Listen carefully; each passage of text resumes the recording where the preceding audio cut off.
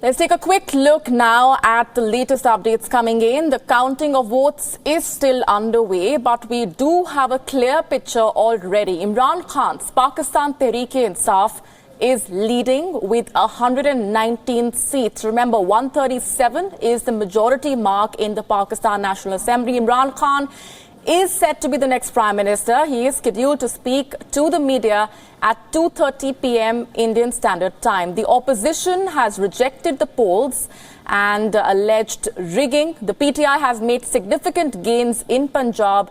No seats yet to Hafiz Saeed's candidates. That's the latest that's coming in as we keep a close eye on the counting of votes, which is still underway. But as per the latest figures, Imran Khan's Pakistan Tehreek-e-Insaf is leading on 119 seats.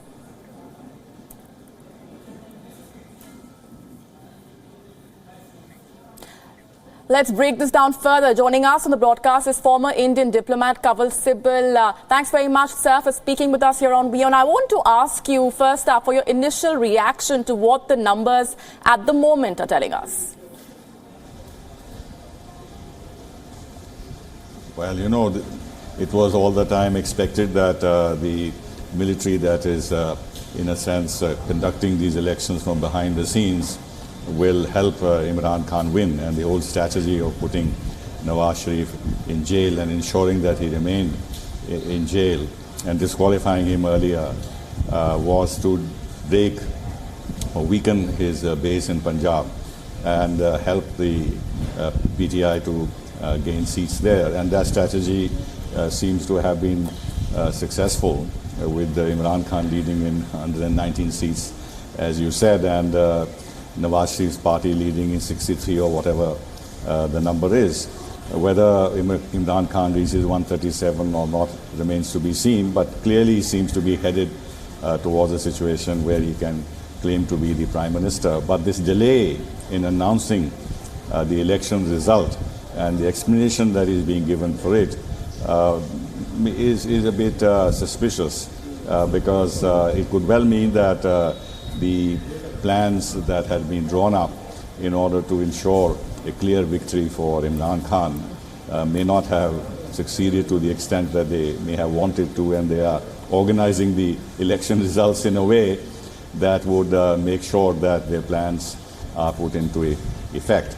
Because the explanation given could theoretically be correct, but under the circumstances when rigging is being alleged so strongly by Shahbaz Sharif and others, this and PPP, I think this does raise genuine suspicions about the fairness of these elections.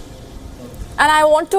finally, yes. You said that Hafiz Saeed's party and others haven't yet gained any seat. They may not, because the expectation was that the idea was to mainstream the terrorists and keep the political parties under control if they won some seats in parliament, but in order to increase their credibility as a political force which can then use street power to put pressure on the mainstream parties. And they are very useful for the armed forces in order to keep the civilian government, even if it is Imran Khan, under check, because Imran Khan might be their favorite, as Nawaz Sharif was at one time, but they can never allow the civilian Prime Minister that kind of freedom, even if he wins the election, where he can start pursuing policies of his own. So they would like to keep Imran Khan also under check.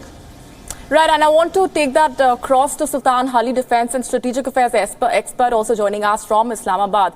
Mr. Hali, the very fact that the election results were delayed for the reasons that have been given out does give out a lot of speculation over the interference and the meddling in the election, which of course has been doing the rounds throughout campaigning as well. And I also want to take a cue from what was just mentioned by Kanwal Sibal as well. I want to ask you first for a reaction for all the allegations that have been doing the rounds over interference and meddling in the election results.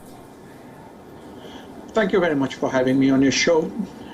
First things first, the delay is not because of a you see, bad intention, but because of the archaic and outdated system with the Election Commission of Pakistan has been, using. I wish we had the same system as you do in India of having an electronic system where you can get instant results, and moreover, people cannot cry foul. Now, as far as the allegations are concerned, it is, there is a dichotomy here. The PMLN is winning in Punjab, the PPP is winning in Sindh, and in Sindh and Punjab, they are not crying foul because the results are in their favor. Now, in the center, in the National Assembly, if the people of Pakistan have rejected PMLN or for that matter PPP, they are crying fouls. Now, this is a usual practice in our part of the world where the losers, they are crybabies. I have gone around various polling stations yesterday and also have been following the election campaigning process very, very closely. Indeed, the Pakistan Army was called in by the Election Commission of Pakistan to carry out a semblance of law and order, because you are aware that these have been one of the bloodiest elections in the history of Pakistan. Even on election day, there was a suicide attack in Quetta. Right. Sultan Ali, I want to just request you to hold that thought there. I'll also just come back to Kawal Sibal. Joining us on the broadcast is former External Affairs Minister of India, Natwar Singh. Thanks very much for speaking with us here on WION. I want to begin by asking you for your initial reaction to the way the numbers are stacking up, and also a quick reaction, sir, to the allegation of the way the results have been delayed, which of course gives further allegations due credence over meddling and interference in the elections. Well, whatever the outcome, is not going to be a full-fledged majority for Mr. Imran Khan. So instability is ensured. There is no two ways about it. And besides, with all due respects to the great cricketer, it's one thing winning the World Cup in 1992. It's quite another thing to be the Prime Minister of Pakistan, because Pakistan is a country which is unstable, and there is the constant interference of the Pakistani army, which finally calls the shots. So let's see the final outcome, but I am not at all sanguine about the fact that instability in Pakistan will disappear, because in the whatever number of speeches that Mr. Imran Khan has made, he has targeted India, which is the easiest thing to do for a Pakistani politician. He's not spoken about development, about population control, about terrorism. All these are major issues which, as far as I could gather, they have not been given the prominence that they should have been. Right, sir. And the very fact that Imran Khan has been, for a while now, been called the army's front man in Pakistan, would that also mean that essentially the military will gain further control of the country if Imran Khan is at the helm of affairs? Well, having been External Minister of India, I have to choose my words carefully, and I'd rather not comment on this. Sure. So what are your expectations from Imran Khan being the next leader of the country, and given that India-Pakistan relations have been suffering for the longest time now, what are your expectations from Imran Khan as the next Prime Minister of Pakistan? Well, he's made it quite clear that he thinks that we were backing, we are hand in glove with Mr. Nawaz Sharif, and India wanted to weaken the Pakistan army, etc., etc. Now, they are not the observations of a Prime Minister to be. They smack of amateurish irresponsibility.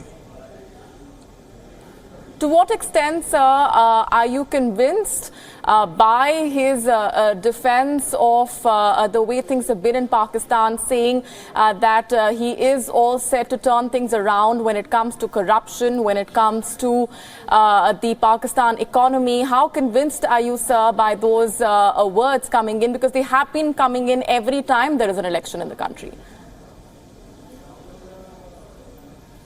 No, I don't want to comment on the internal affairs. As I told you what I think about it, the fact of the matter is that it is unlikely that the next Prime Minister of Pakistan will in any way be able to solve the serious and basic fundamental problems that have confronted Pakistan for the last 70 years.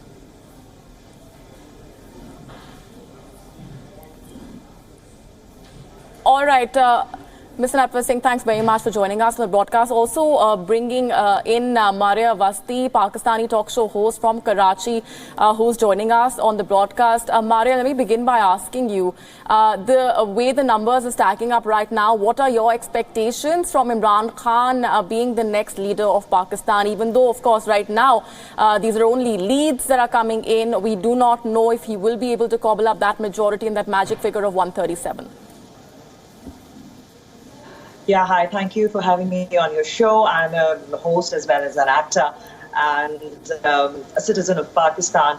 So what I want to say, and I've been hearing your guests, I will give you my point of view as a citizen of Pakistan. You know, I am not a political analyst or anything like that, but I'll tell you the sentiment that the people of Pakistan have. Speculation, great, whatever, army and other things, and the opposition and everything, rigging and all that. But if you put all those things aside, the sentiment of the people here on ground is worthy of watching.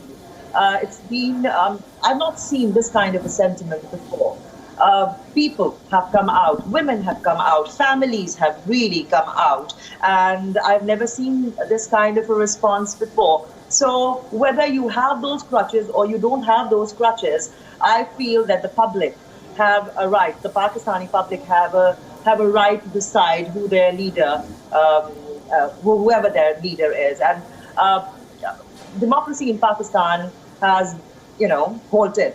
And it's a third consecutive time that we are able to choose. So we're taking baby steps towards democracy, and there are going to be problems, teething problems and other things. But we are very hopeful. We are a very resilient nation, I must say, and we have faced war, we are in a state of war, proxies and everything. But what I have felt overall, like even in a family, we are discussing politics. People might not be educated, but they're politically aware, maybe because of the media, maybe because of the social media and everything. So people are very involved. A large number of people came out, a lot of women came out, and they wanted change. Maybe because of the other political parties who could not deliver. So they were like, that was the only option, and why not? Why not? And they have stamped Mr. Imran Khan in.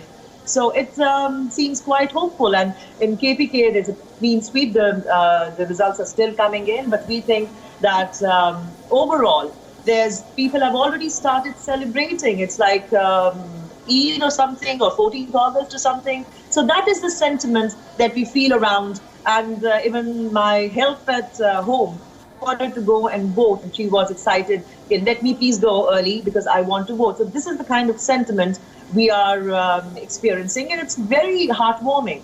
And a lot of women have come out from the tribal areas as well, and areas where women were not allowed 40 years to come out. So for me, that is a step ahead. We are moving forward. Moving forward, certainly, what is the kind of reactions that have been coming in, Maria, to Imran Khan being projected as the next Prime Minister of the country? Well, I think the opposition is always going to be there, and they have a right. Whatever their concerns are, they have to be addressed. Overall, I think it's as I told you, it's quite welcoming. Like, I might not have voted for him. I voted for an independent. I supported an independent candidate in Karachi. But in my house, my mother voted for PTI. My father voted for PMLN. So it's like people are very, very involved in this, and I think there's a lot of acceptance for Mr. Khan. Maybe because they do not want the other people, the other political parties. Maybe they think they have not delivered, and maybe they think that PTI should be given a chance before rejecting them. And because I see that the public is aware now, so they know what they want and what they do not want. So it is also in their hands that if the PTI doesn't deliver, they will make not vote for them next time. So that's the power they're realizing. Awam is realizing that they have that power. All right, stay with me, Maria. I also want to go back across to Mr. Natwar Singh, who's joining us on the broadcast. Sir, in terms of the relations between India and Pakistan, do you have some sort of an expectation from the way things have been over the last few weeks and the last few months that Imran Khan would be able to change things around? Well, you know, we've always wanted to have good neighborly and cordial relations with Pakistan, and this should remain our policy regardless of what happens there. Nevertheless, we cannot be indifferent to if the situation gets out of hand, and they are harping on Kashmir is not helpful. They should by now know that it is not going to get them anywhere. They have so many other things to do. With regard to what Mr. Imran Khan will do depends on whether he is able to carry other parties with him, because he doesn't have an absolute majority so far, and if he has opposition governments in Sindh and in the Punjab, it's not going to make life easy for him. And also, I am not aware that he has any extensive administrative experience to run a country of the complexity and the size of Pakistan, but we wish him all the best. Certainly. I also definitely want to ask you, Mr. Singh, about your reaction for the statement that was made by Imran Khan yesterday, where he said that Nawaz Sharif loves Prime Minister Narendra Modi. What do you think was the message that Imran Khan was trying to give out through that statement? Well, it was an unfortunate and totally unnecessary statement to make. At that level, one doesn't make such statements. Why do you say that, sir? Because you are speaking about the Prime Minister of another country, and Mr. Imran Khan probably will become Prime Minister himself. I don't think the Prime Minister of India is going to use the kind of language Mr. Imran Khan used for Mr. Modi. He has been taunting Nawaz Sharif for his friendship with Prime Minister Modi for a while now. But he has been also regarded as a man of U-turns. Now that he is all set to, at least in terms of the leads, become the next Prime Minister, he is likely to take over that role. Do you anticipate that his tone and tenor would change? I mean, is that something that you see coming up on the horizon as well? No, we have to first of all know what are his priorities. Right. When he takes oath as Prime Minister, he will place before the nation that this is a program, and we will know for what his priorities are, and then one can decide. But one thing I do know, that this harping on Kashmir will continue, and it doesn't get them anywhere. And are you saying, sir, then his priorities have not been clearly laid out, at least when it comes to India? He has not been extremely, he's been extremely ambiguous when it comes to the stance that he is likely to take towards India? Well, we wait and see. I have not heard all his election speeches. I don't know what he has said about the situation in Afghanistan or what his relations are going to be with the United States and other countries. But as far as India is concerned, there is, with due respect I say this, there is an obsession they have about India. We are not obsessed with Pakistan. If I can also get in Cover Sybil onto the conversation, so it's very interesting what Mr. Singh is saying. Also, the very fact that Imran Khan, during an interview that was accessed by WION, has said that he is in favor of India and Pakistan resuming relations, or at least improving relations, given the very fact that the two nations will benefit from improving trade ties. And the way he has been, lashing out at India, lashing out at the Indian Prime Minister, your thoughts over whether or not there will be an expectation of Imran Khan improving ties between India and Pakistan once he does take over the post? Look, let's not get carried away by some remarks like this. After all, Nawaz Sharif said the same thing, and on trade he was far more positive, and people believe, since he was a businessman and understood the importance of trade, that he would at the very least agree to normalize trade relationship with India, but nothing happened despite his so-called goodwill and positive statements. So a statement here and there which is platitudinous that we should improve relations, we should have better relations. We've heard that for the last God knows how many decades, so it's neither here nor there. Secondly, Imran Khan is not a newcomer on the scene. In fact, there was an expectation that he would win the last time, but he didn't win. So his program is known, his allegiances are known, he is very thick with the Islamist groups, he is very thick with the armed forces. He was used by the armed forces to stage all those demonstrations in Pakistan, in Islamabad, in order to put pressure on Nawaz Sharif. The judiciary was manipulated by the armed forces to make sure that Nawaz Sharif was disqualified on very thin legal grounds, and eventually he's been imprisoned. So if the argument was that Nawaz Sharif was soft on India and therefore he had to be removed from his position, then if Imran Khan also wants to do the same thing of trying to improve relations with India, I can't see how the army is going to allow that, irrespective of, and this is despite his statements that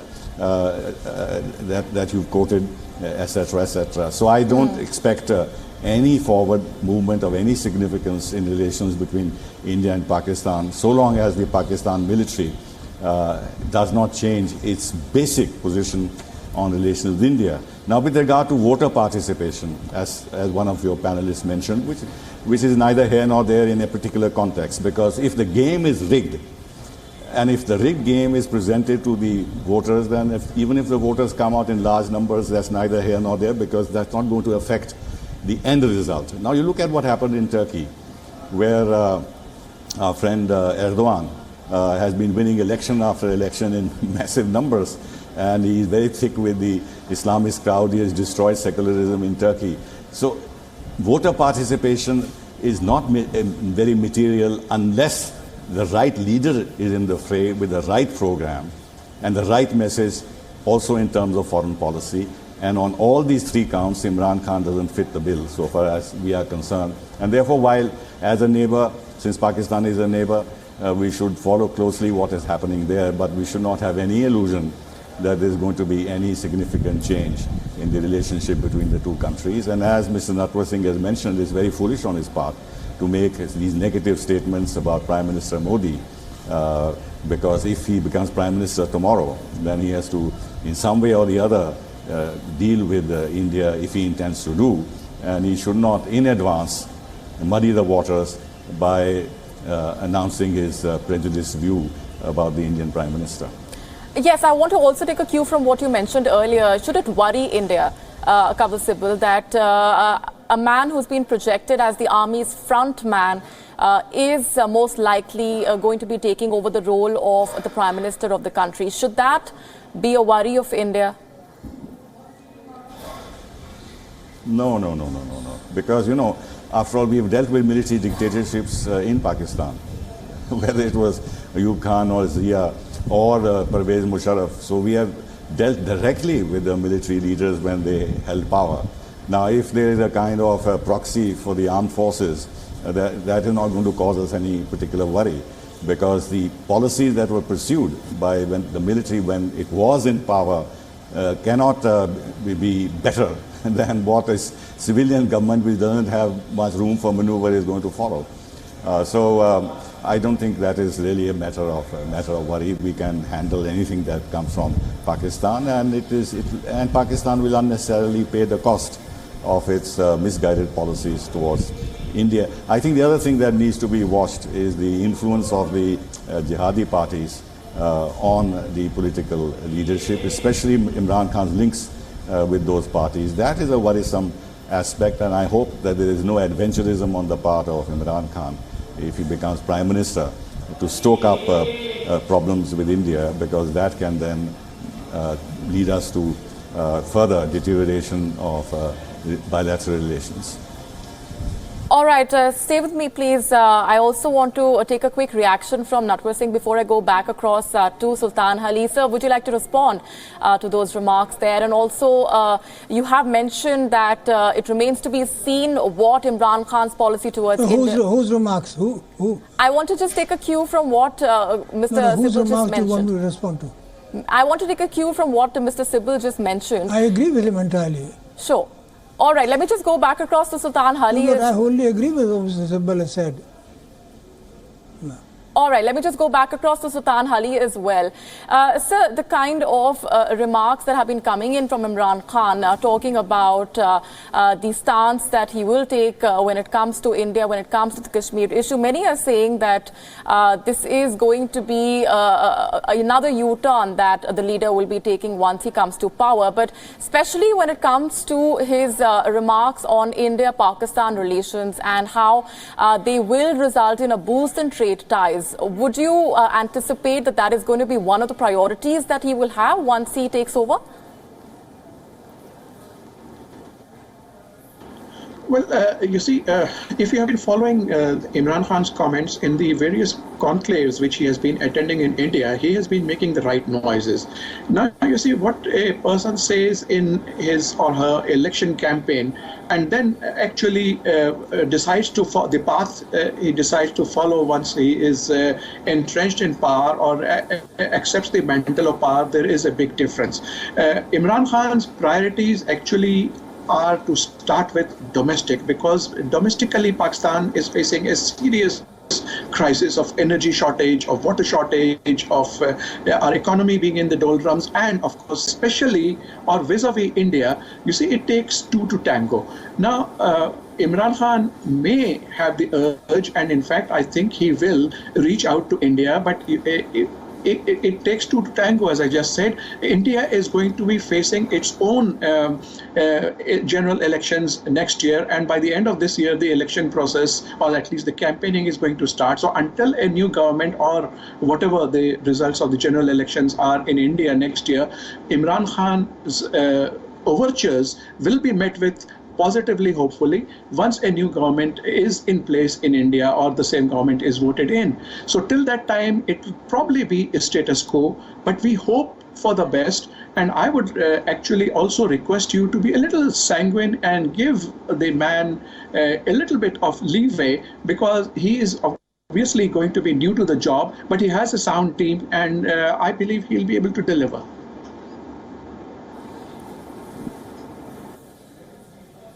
Right, Mr. Ali, but there have been several remarks that have been made over the interference of the military in this election, and not without reason. The delay in the results, if you can also help our viewers understand this election transmission that has been delayed because of the technical difficulties, what exactly are we looking at? What exactly is the hurdle that the Election Commission is tackling at the moment? Well, you see, the main hurdle is because we are still in a manual system, and we do not have the electronic system, and that is why the delays have been occurring, and not necessarily with a bad intention. So if the election commissioner or the chief of the election commission has come out to the media and spoken and apologized for the delays, we should take his word at it and not believe that it has been due to a bad intention. All right, stay with me, please, gentlemen. I just want to take a quick look at what the Election Commission, the latest inputs have been coming in. It has rejected allegations of rigging, but of course, shocking images have been coming in from counting votes, casting a doubt over the poll body's claims. On your screens, you can see two contrasting images. The image on the left tells you how Pakistan is supposed to declare election results, while the other image shows you the ground reality. As per the rules, officials of the Election Commission of Pakistan are bound to provide results on Form 45. Instead, results were handed on a plain paper in the Sindh province. That, of course, gives us a reason to worry over how fair the election process really is. Kawal Sibal, would you like to come in here? Would you like to react? Well, you know, it's very difficult to make a judgment sitting outside, but if you look at the totality of the picture and what has happened behind the scenes, in terms of making sure that this time Imran Khan comes to power, because last time he could not, because Nawaz Sharif was there very much and he won the election, and now Nawaz Sharif has been put out of the way and the road has been cleared from Imran Khan.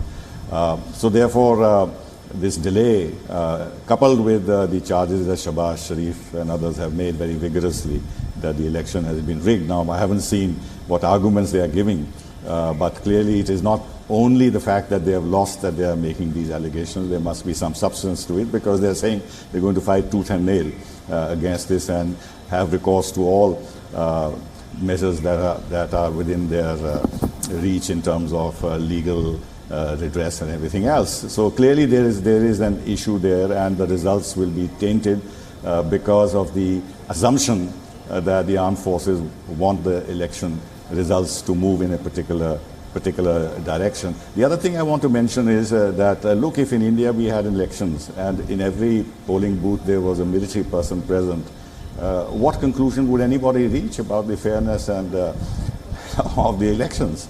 I mean, you can use this argument of terrorism and violence and everything else, but Pakistan has been facing this, and they have also put the extremists into the play to participate in the election process, and they have legitimized them. So I think this argument that they've been put there simply for security reasons could be looked upon with a certain amount of doubt from an external point of view. This is one way of making sure that the very presence of the armed forces would actually send a particular message to those who come to vote in the booths that in what direction their vote should go.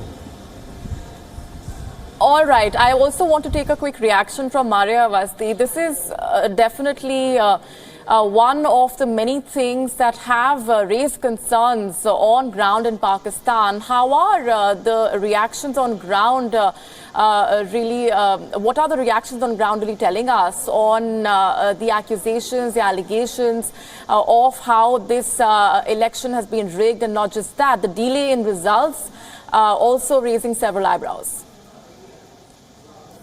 Well, I actually do not agree with, I mean, like having military people over there is actually for the whatever you're thinking. It's for the security of the people, actually, because we have not received any such news from anywhere that the military or anybody has been, interfering in results or anything like that, or, forcing people to do something, whether PTI has won from that area or not. We have not received any such news of systematic rigging or anything like that. So I totally reject this idea, this speculation. And yes, RTS, that's the result transmission system that was launched for the very first time. And yes, maybe it was not tested, or for whatever reasons, because of the heavy traffic, it crashed, and then the usual manual system was, adopted. So that was the delay. It was a few hours delay. And yes, it is causing speculation. And if the opposition parties have any problem, and if they have evidence, it can be easily taken to the Election Commission or the courts. The courts are functioning there. And, whatever their concerns are, I'm sure in Pakistan they'll be dealt with, because these elections are very, very important. And, I don't think that military in any way has, kind of interfered on the 25th anywhere. No news has come, of systematic rigging or anything like that. So right. I totally agree with that. Mr. Singh, if I can ask you for your thoughts on, generally speaking, how dangerous is it for a country when the interference of the military is spoken about every time and again? What does it really mean for the people on ground, sir, if you would like to weigh in on that? No, but this is nothing new. From the time of Field Marshal Ayub, then to President Zia-ul Haq. I was ambassador in Pakistan when he was President, Chief of the Army Staff. Everything rolled into one. And I used to see how it functioned. And now then we had General Musharraf, whom I knew well as Foreign Minister I used to be. So the role of the army is well known in Pakistan. I don't think one has to elaborate about it or there is any doubt about the fact. So this is a well known fact that any government civilian government which steps out of line, I think the army will pounce upon that government. All right. Cover Sibyl, we have been looking at various reactions that have been coming in right through yesterday, right through today. I also want to ask you why, according to you, was Imran Khan so keen on speaking on the issue of Kashmir time and again during his reactions that have been coming in? Many people are saying that what we do expect from Imran Khan is more rhetoric when it comes to the Kashmir issue.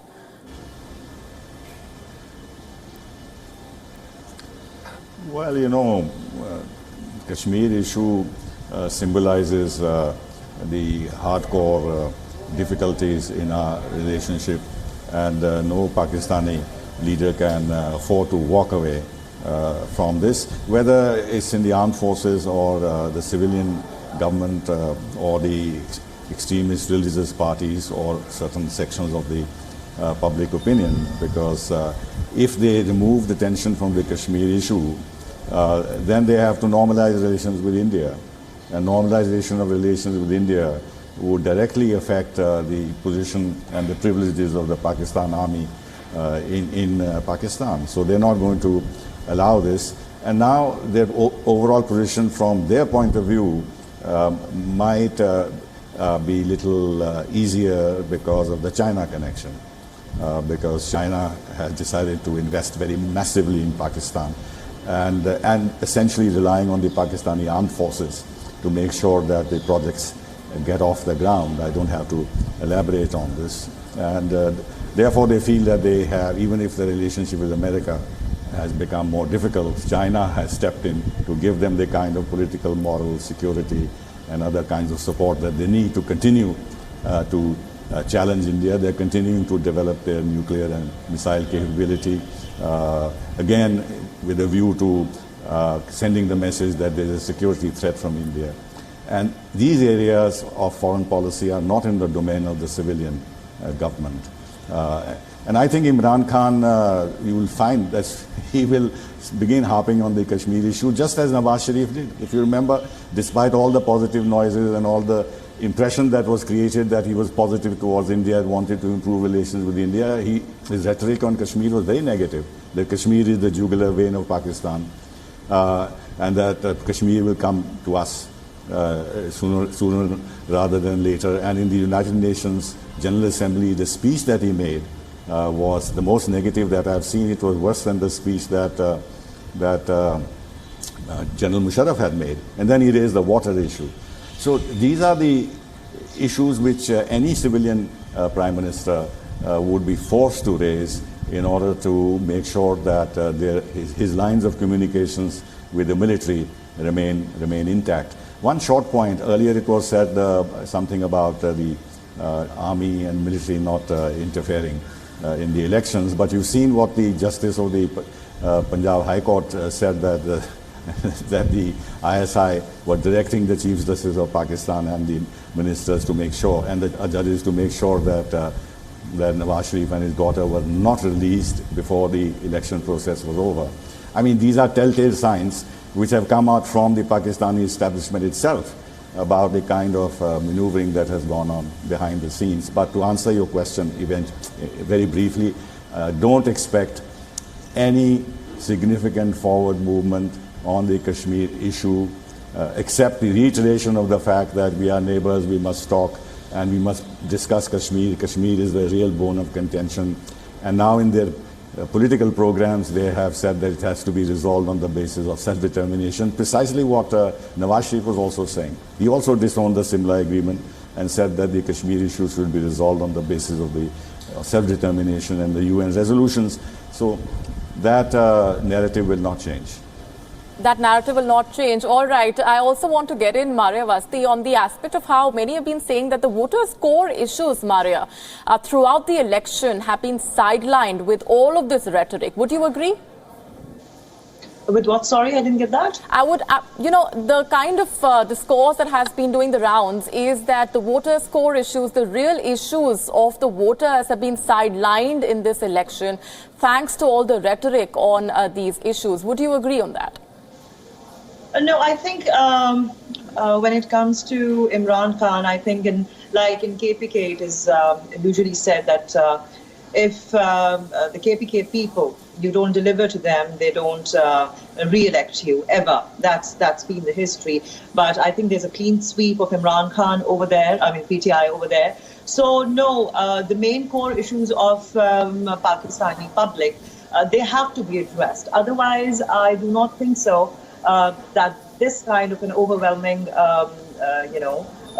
outcome would have been possible. Because these issues are being, PTI has to address them in any way, because these are the basic things that the Pakistani public wants, the basic things, when it comes to water, when it comes to dams, when it comes to, the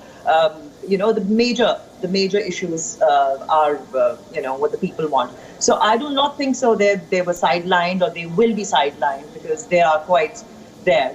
And I also want to say, yes, when it comes to Kashmir, it's been a burning issue forever.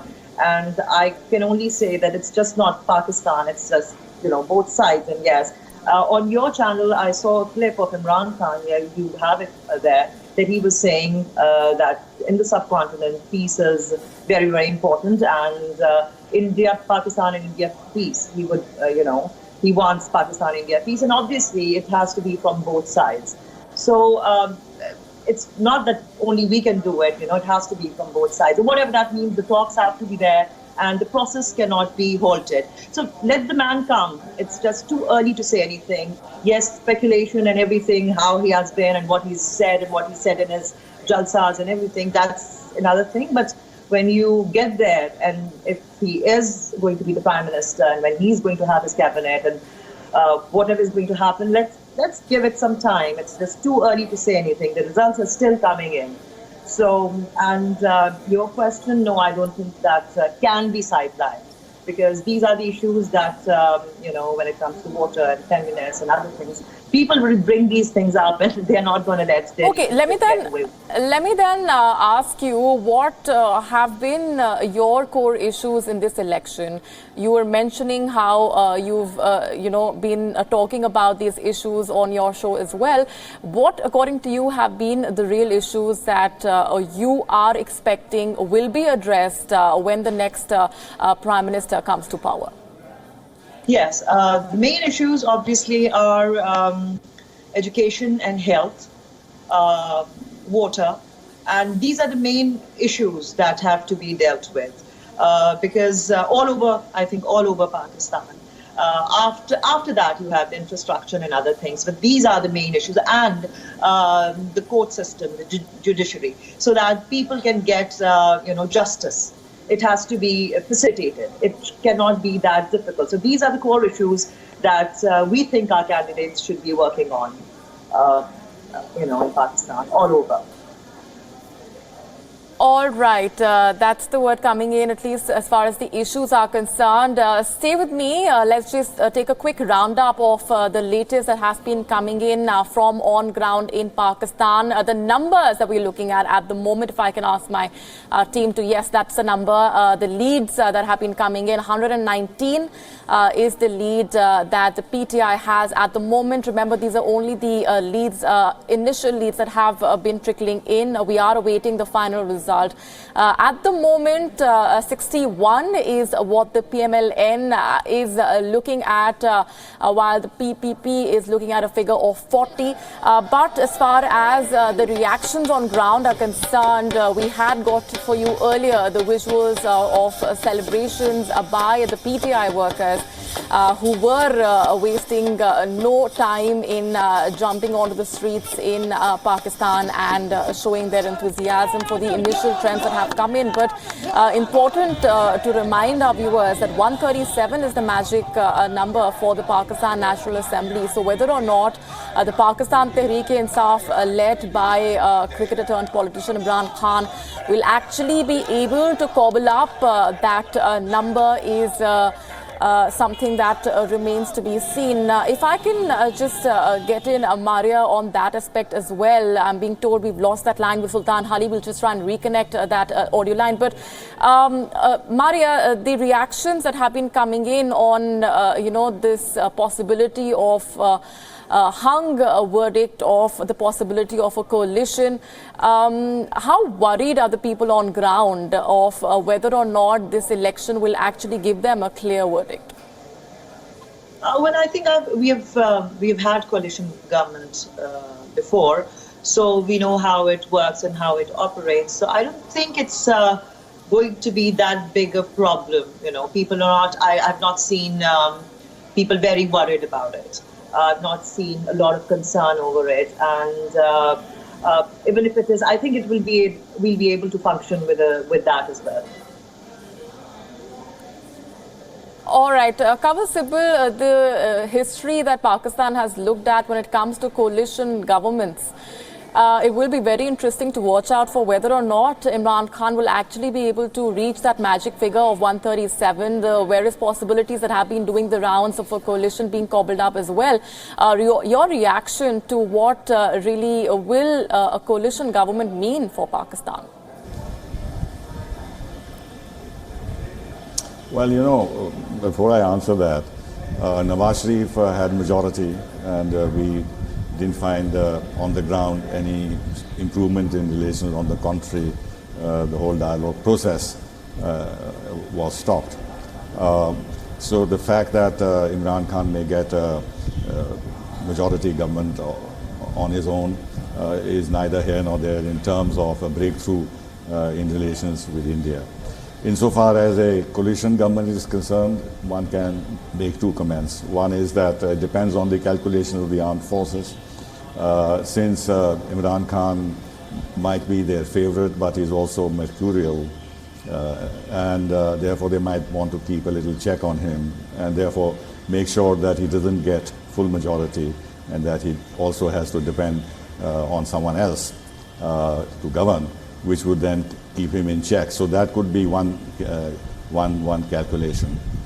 And if on the other hand we assume that the army is not playing this game, and genuinely he does not get full majority, and he has to have a coalition government, clearly he will have a coalition government with the extremist forces, the religious fellows, etc., those who are not in favor of good relations with India, and therefore he will also, and therefore he will be encumbered by a further difficulty if he has the intention to reach out to India, that he will not have the political strength within his own parliament and within his own political system to be able to do that. So either way, whether he gets full majority or there is a coalition government, I remain very skeptical about any significant change in our relations with Pakistan unless the armed forces decide,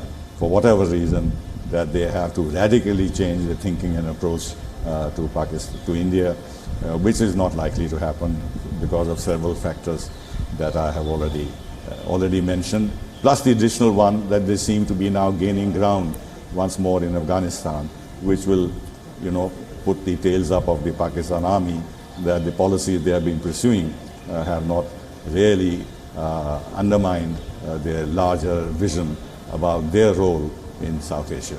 All right, we're going to leave it there for the moment and make way for some breaking news that's coming in. Stay with me, please, all our panelists. Some breaking developments coming in. A woman has tried to self-immolate herself outside the U.S. Embassy in Beijing in China. Those are the latest images that we're getting to you from right outside the U.S. Embassy in Beijing. Let's tell you more. The Chinese police have taken away the woman after suspected self-immolation attempt outside the U.S. Embassy. Those are initial reports that came in of an explosion occurring right outside the U.S. Embassy. But as per the latest that's coming in, a woman has been arrested after she tried to self-immolate herself right outside the U.S. Embassy in Beijing. So Those were moments of chaos and absolute ruckus right outside the US Embassy in Beijing. Those are the latest images that we're getting to you, live images from right outside the US Embassy in Beijing, where that self-immolation incident took place. For now, the police has taken away that woman. If I can just go back across to Kabul Sibal for a quick reaction on that as well. Sir, this is unprecedented in terms of a protest by a single woman who's been trying to self-immolate herself right outside the US Embassy in Beijing. She has been taken away for now. We are awaiting further details on what exactly transpired. But your initial reaction, sir? Well, it's very puzzling as to why this happened. It's very difficult also to comment on this just off the cuff when one does not know the full facts. But a couple of things. One is that since it is being done in front of the US Embassy, whoever has done this wanted to make a statement and knew that if it is done in front of the US Embassy, it will get a huge play internationally. Now, one does not know whether this is a dissident, what kind of a dissident, whether it's a Tibetan dissident, because the Tibetans have been self-immolating themselves. Now, if it was a Tibetan person, Tibetan lady, then that will have a different kind of implications in terms of what is happening on the ground. Number three, and I don't see this as possible, that this is some kind of a fallout about the deteriorating US-China ties and the trade wars that are in the offing.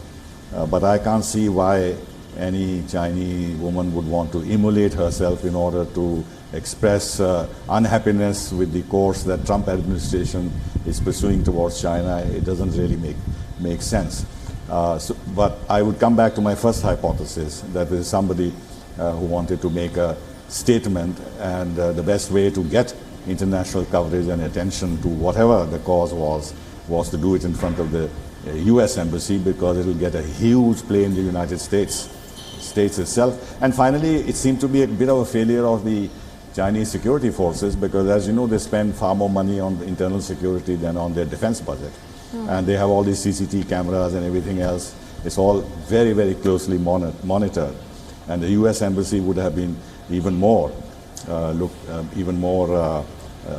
security under security watch all the time. That this has been allowed to happen in front of the US Embassy does show that there is some failure in terms of management of internal security. All right, so hopefully over the next few hours, as the further details trickle in, we will be able to put together those pieces of that puzzle, what exactly led to that self-immolation bid by that woman right outside the US Embassy. We're going to leave it there for the moment. Kabul Sibal and Sultan Hali and Maria Vasti and Natwar Singh, appreciate very much your joining us on the broadcast.